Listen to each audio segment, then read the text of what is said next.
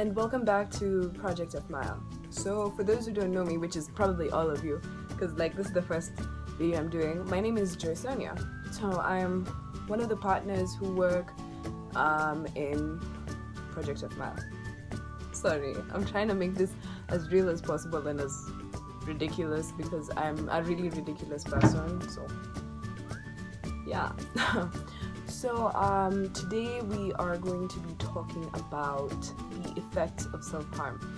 So like we already have a video that talks about self-harm in general, but today we're doing specifically the effects and what it does for like a person. So yeah. Anyway, yeah, so self-harm. Basically what self-harm is an infliction of general harm to yourself, to your body. It doesn't matter if it's physical or emotional, you basically call it self-harm. So like self-harm could be cutting yourself or like alcoholism. A lot of the times people don't realize it, but also alcoholism is like also a form of self-harm because there are times you're trying to get rid of your problems with alcohol or like drugs. So yeah, it's also an infliction of self-harm.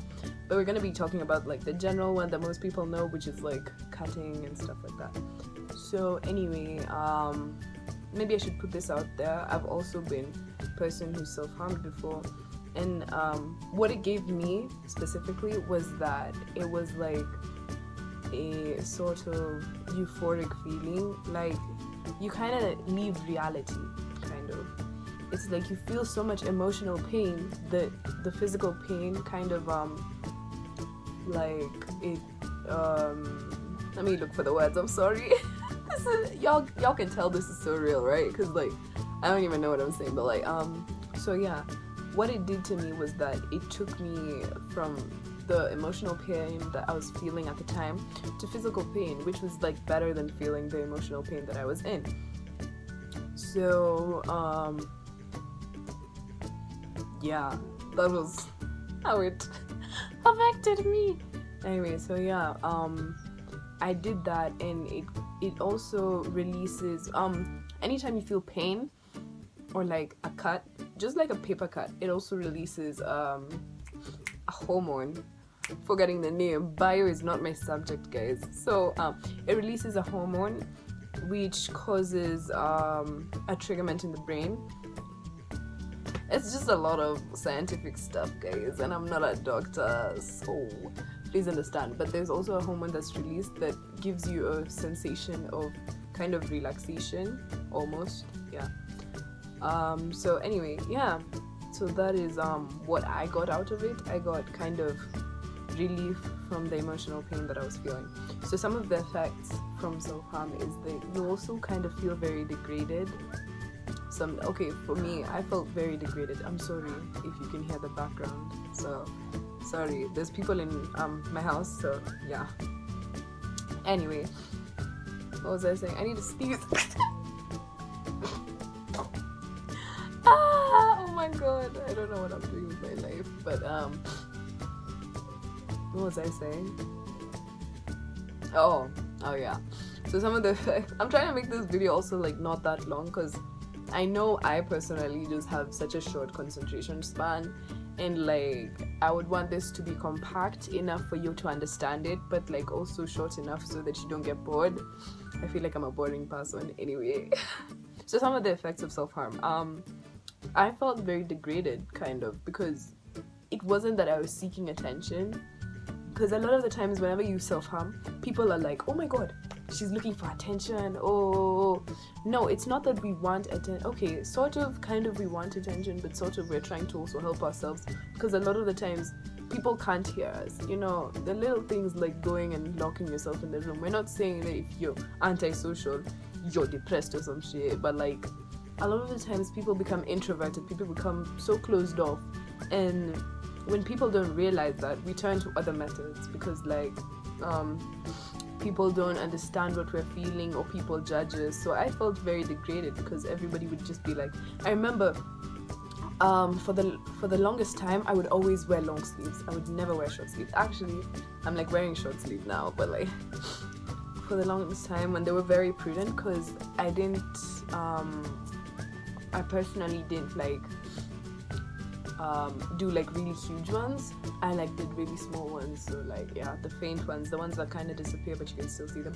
Anyway, so I felt very degraded, and a lot of the time people don't acknowledge the fact that it's not like we're trying to make ourselves some type of gimmick or some type of this. We're not following a trend. It's something we're actually feeling. So that's an effect. Like degradation is very real, and it also just puts you in an even worse position. So another effect of self-harm is that a lot of the time you also let me see, what else did I feel? I'm also basing this off generally on what I felt. So this is under no circumstance a statistics thing or whatever. So this is also based on what I felt. So an effect was that like I said, I was constantly in long sleeves. So like whenever somebody would like I remember there was a time that I had to put my sleeves up because we were taking a class photo, and like I had to put my sleeves up, and I remember just being like this, like with my hands behind my back, because like I didn't want anybody to see it. And when somebody finally saw, they were like, "Oh my god, what happened to your hand?" I'm like,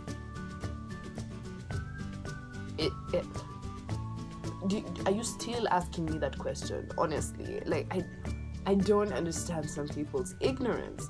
But I was like, oh my god, my cat scratched me, and they were like, oh my god, your cat? And I'm like, yeah, it's my cat. No, it's not my cat, it is my hand, please. So a lot of times you also get that type of judgment, so a lot of the times we try to hide it. So another effect of self-harm is that necessarily it will take away the pain for like 2 seconds, and then you'll start feeling the emotional pain again, because then there's the excess of judgment now, and there's excess of degradation. So it's also impacting on the depression you already had, so it doesn't even make you feel better.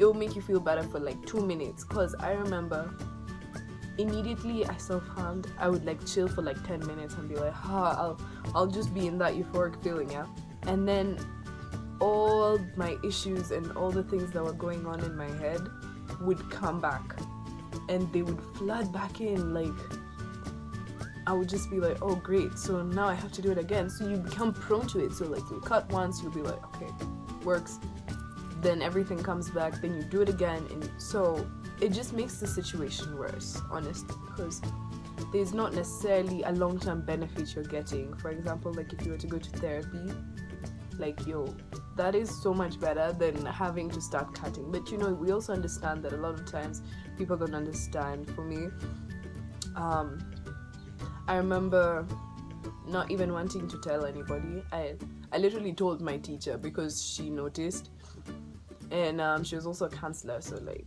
we had that, which is a benefit. But like even up until now, people still don't take recognition of it, and I don't talk about it as often because it also makes me feel like no one else wanted to talk about it, so I shouldn't talk about it. But that's also another problem, because once you stop talking about it, you stop acknowledging it, and then you'll be like, oh, nobody acknowledged that I was doing this, maybe I should do something even worse, you understand, which takes you up to like a place of suicide, which is even worse than self-harm. So a lot of the effects also just circle around judgment and circle around what you're feeling and the emotions that you're feeling at the time. And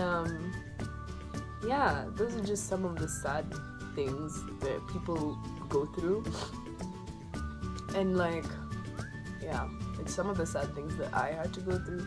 But you also kind of understand that we're also living in an era where people are still trying to move from not knowing to knowing, You understand? Especially being in somewhere like Kenya where mental health is not necessarily spoken about, or like cutting yourself is not necessarily spoken about.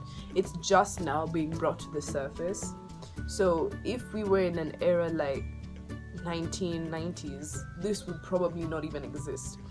So the fact that we're talking about this and we're bringing this to the surface and we're talking about it and bringing this to light is actually the beauty of all this, because we had to suffer pain, but we're trying to make others not suffer pain. So yeah. And yeah, I think that's where I'm going to end, because I clearly didn't even talk about anything. Oh my god, my life. But yeah, I really hope this kind of brought a bit of knowledge to you. And yeah, hopefully I'll do other videos, guys, if you actually enjoyed my video or me talking. So yeah, hope you guys enjoyed. My name is Sonia. Thank you.